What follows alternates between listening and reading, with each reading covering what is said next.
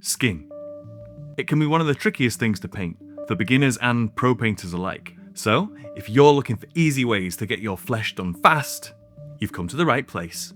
My name's Nick, this is Miniature Death, and I'm going to show you 3 super simple skin recipes that use lots of contrast and don't need an airbrush. We're going to be painting up some of my favourite sculpts, Repentia and Arco Flagellants, neither of whom wear much armour at all. Okay, time for recipe number 1, Caucasian skin. The key to getting any great skin tone is a great base coat. Not just one colour, but ideally a smooth gradient between 2. Now, you could do this with an airbrush, but I'm going to show you how to get great results using a rattle can. Or, I guess technically, 2 rattle cans. With some proper prep, you can get things looking just as smooth as a 200-pound airbrush. Let's pop outside.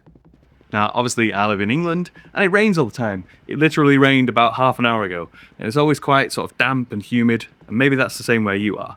Now, if you want to beat the humidity, which can mess up your priming, first step is to take your rattle can and run it under a hot tap for 5 minutes. The next step is to shake your rattle can like it owes you money. Some people say 2 minutes is enough, I think more. Once you think you're shaking it enough, keep going. Make sure it's definitely mixed, and you'll avoid all the common problems that primers can cause. Once that's done, turn the can upside down and give it a little squirt to remove any clogging. And finally, get your model. I've just got her attached on a little blue tack base and start priming from about a foot away.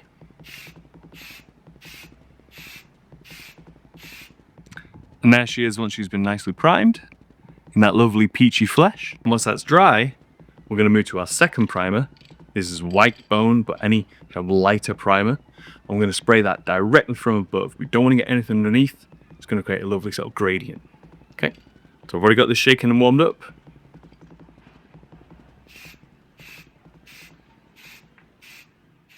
And here's how our Repentia looks once that double primer has dried. See how it gives a lovely gradient and already picks out the details like the fleur-de-lis carved into her forehead. Alright, finally the easy bit, contrast paints. And for recipe number 1, we're going to use Guilliman flesh. But we're not just going to slap it on in one thick coat. Contrast gives better results when it's thinned down a little. A dedicated medium like this helps paint flow into the recesses better. Now, it's just a matter of applying a healthy coat all over the model. Go limb by limb, section by section, working from top to bottom. If you notice any big smooth areas like a thigh here, you can then gently soak up any excessive paint using a clean brush. Don't worry about spilling onto other surfaces, we're going to paint over everything else later. Now once that's on, resist the urge to go back to it after more than like a minute has passed. Contrast paint has this tendency to kind of tear and rip once it starts to dry, even the slightest bit, so best to just leave it alone. If you do notice any major pooling, you can just soak up the excess with a dry brush. Simple. After about half an hour of drying, our sister looks like this. Already pretty good, but I want to push that contrast between light and dark even more. So let's add another thin coat. I promise this is better than just doing one thick coat at the start, which can get kind of messy. Once again, going nice and slow, just making sure that the model is covered with a nice even coat. And here's how she looks after her second wash. If I'm being honest, you could leave the skin here and be pretty happy with it, but I'm going to show you how to do some simple highlighting using glazing. First though, we do need to block in everything else. A few various greys for her shirt, shoes and shorts, and some lovely white for her hair. Already that stark distinction between the bleached ponce and lightly tanned flesh looks so good. Some bone colour for all those bits of parchment, some more pure white for a massive chainsword to match my colour scheme, the Order of the Sacred Rose, red purity seals, and some silver and gold on all the little trinkets, especially these horrible penitent thigh things that must be a real pain to run with, and these freaky matrix style plugs. When that's dry, give it a quick wash of seraphim sepia on the parchment, null oil on the dark bits, and a flesh wash on the gold to keep it nice and warm.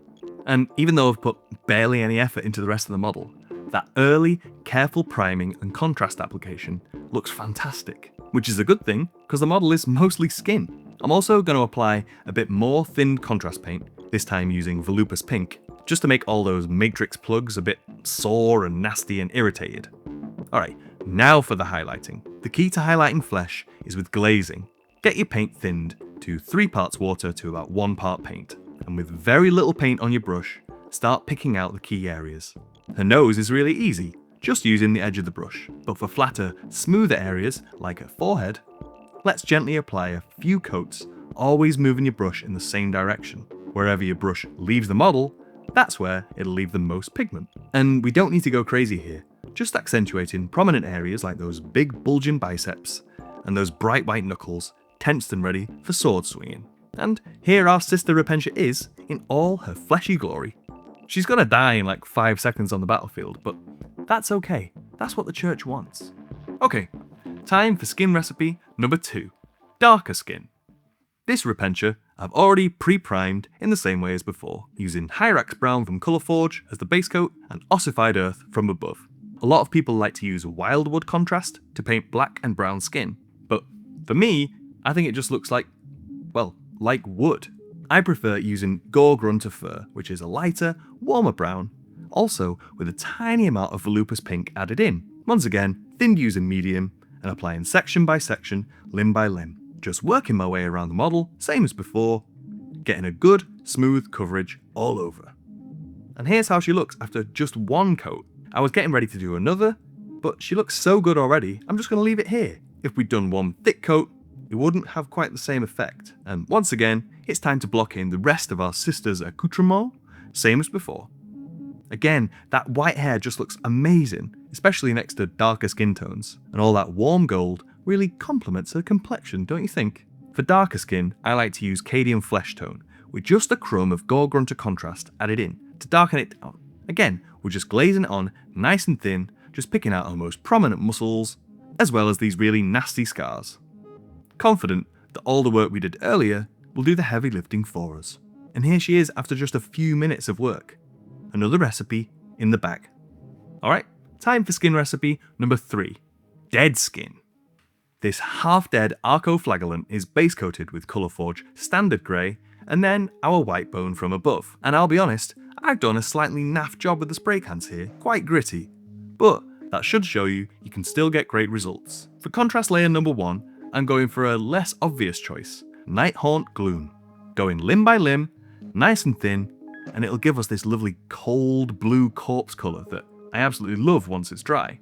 And then to add in a bit more warmth, because this guy technically isn't dead yet, I'm going to add a very thin down layer of Gullum and Flesh. It should seek out the recesses and add a little ruddy warmth, while the overall effect is still a bloodless, dying freak. Thankfully, Arco Flagellants are super easy to paint everything else. We'll start with some Mephiston red for his little undies, and then it's pretty much just metallics. Lots of silver, and quite a lot of gold because it's the Ecclesiarchy, some really garish green for all these tubes and vials, pumping him full of God knows what, and then a wash of Agrax Earthshade on pretty much everything.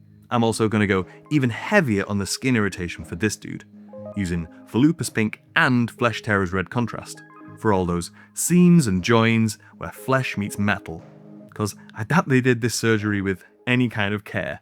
And finally, highlights yet again. For this cold blue skin, I used Pallid Witch Flesh with just a bit of that Nighthaunt Gloom added in. Same as before, you know the score, just gently glazing on the stuff that really stands out, like these really nasty looking whip marks.